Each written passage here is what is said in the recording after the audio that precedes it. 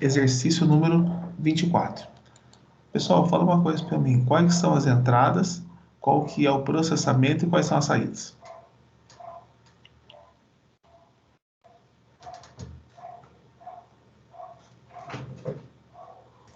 A entrada seria os 4 números, né? Uhum. E o que tem que fazer para cada número? Primeiro tem que identificar se ele é zero. Depois ele identificaria se ele seria positivo ou negativo. E por último, se eles são divisíveis por 4. Tá bom. Então fala para mim agora, vou fazer uma pergunta um pouco diferente. Quantos processamentos nós temos nesse exercício? Em torno de 12, mais ou menos? Não caminhos. Caminhos não. Caminhos, nossa, caminhos vai ter um monte aqui. Mas eu digo de processamentos. Quais verificações que eu tenho que fazer? 4, professor?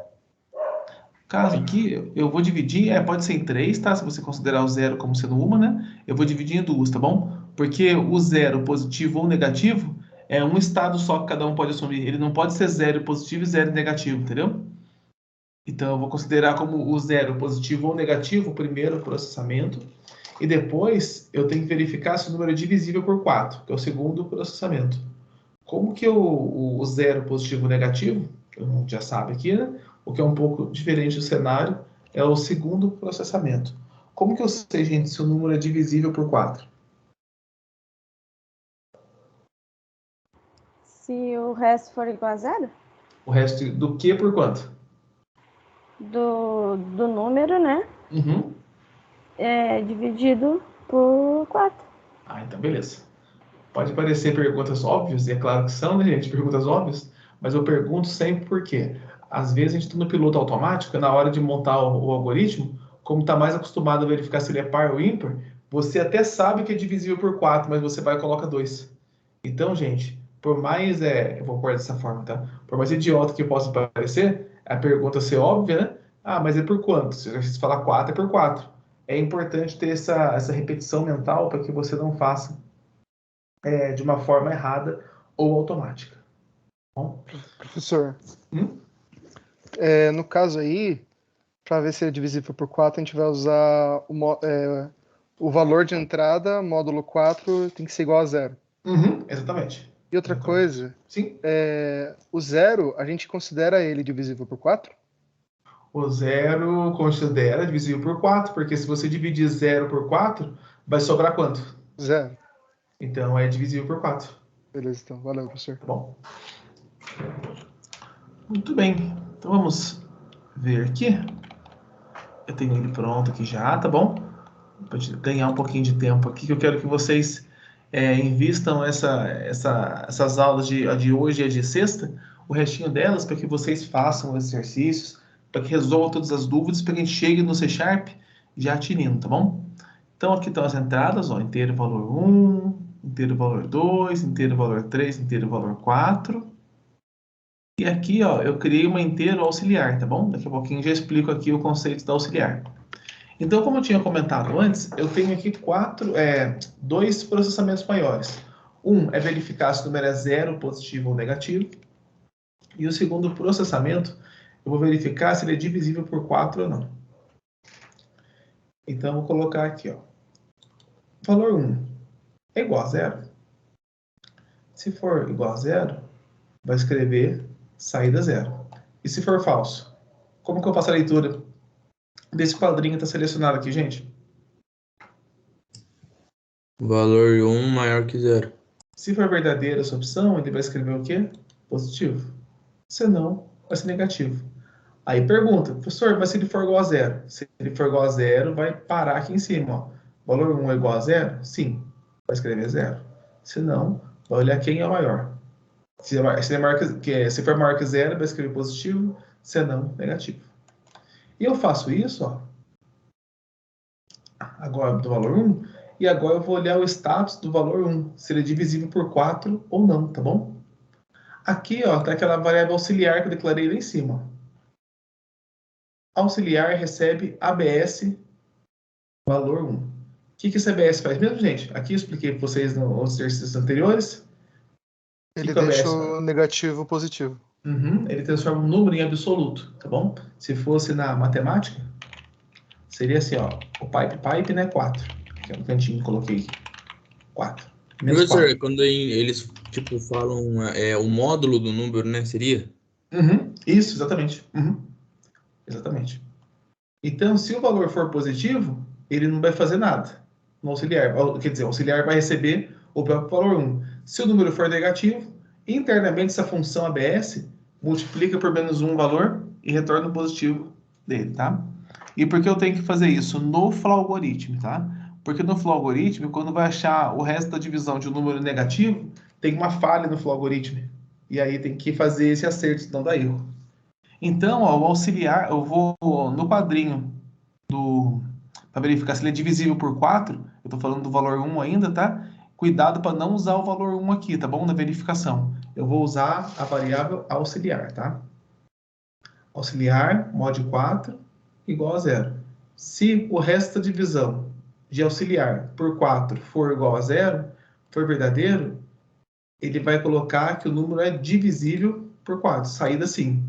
Ah, professor, por que colocou sim e não? Porque vai ser uma mensagem para o usuário antes, ó, status do valor 1 é divisível por 4? Se for verdadeiro, sim. Se for falso, não.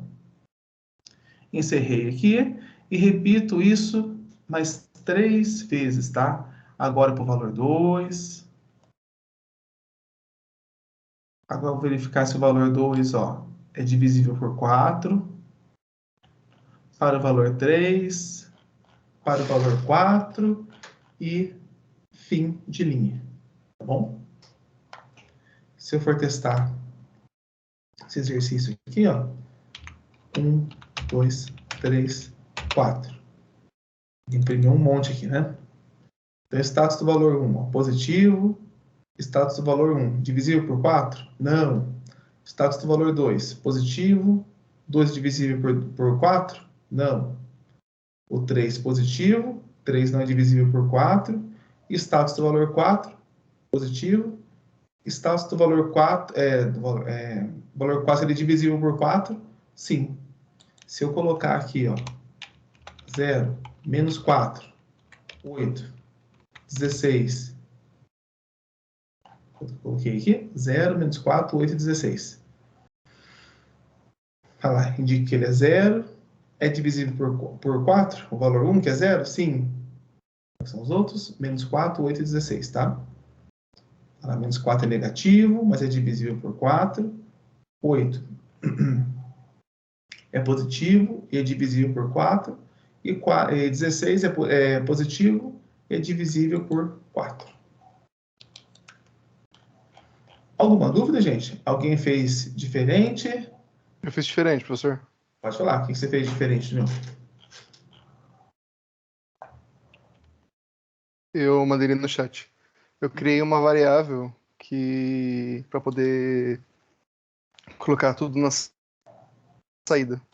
Então, tipo assim, eu criei a variável lá de informando, se o número é 0, então cria uma variável de caractere escrito a mensagem. Aí vai fazer esse processamento aí que eu mandei para você 4 vezes. Tô vendo aqui. Tá bom. Beleza. Aí você fez um. Aí, no caso, a minha auxiliar eu coloquei número 1 positivo, acho. Isso, tô vendo aqui. Entendi. Você fez um workaround aqui, para não falar que fez um gatinho aqui, né? Multiplicou por menos 1 se fosse negativo. Beleza. Tá bom, tranquilo. No caso ali, professor, eu poderia. No caso, eu fiz 4 variáveis dessa auxiliar aí, ó. Fiz uma para cada caso. Eu poderia ter usado uma só que aí trocando o valor dela conforme for pulando de laço em laço? É o que eu fiz aqui. Na verdade, eu fiz isso. A auxiliar, ó, por isso que eu chamei ela de auxiliar de forma genérica, né? Eu fiz isso, ó. Ele vai atualizando, ó, conforme vai passando os valores, tá vendo? Sim. Então, por exemplo, você fez essa primeira versão, né? Tá certo, a lógica dela tá funcionando.